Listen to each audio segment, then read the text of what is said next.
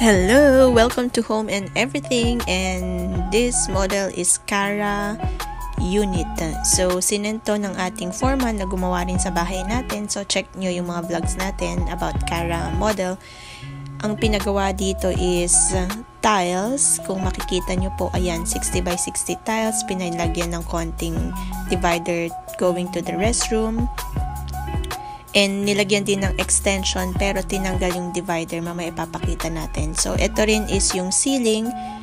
Nilagyan siya ng ceiling and may design na PVC boards. So, PVC boards yung mga brown na yan. And of course, mga lightings.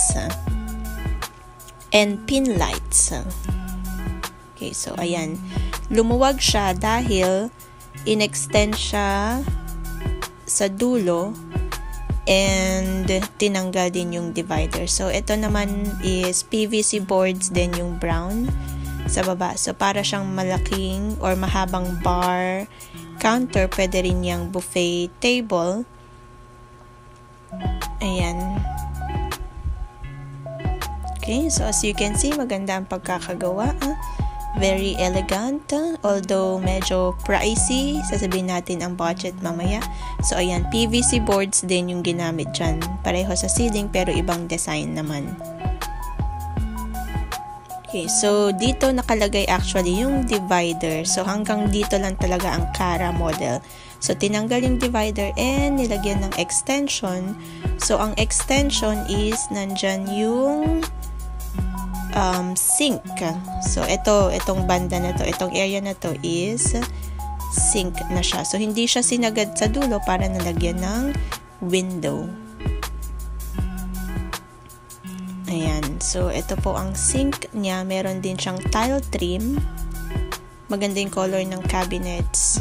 Parang moss green. And then, this one is stainless 304 sink. Double sink. And dun ilalagay ang gas range. So, nilagyan din yan ng window palabas. Yan yung divider. So, tinanggal yung divider. Ang PVC, ang ceiling nito is PVC din, pero white. So, ganda.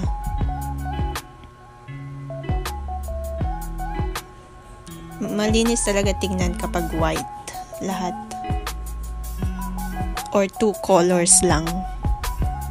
White and brown.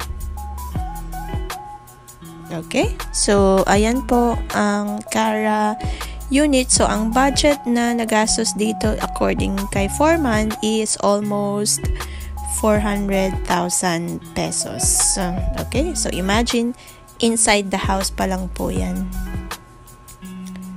Okay, so thank you for watching, and I hope nakakuha kayo ng idea on how to turn your Cara model into something elegant.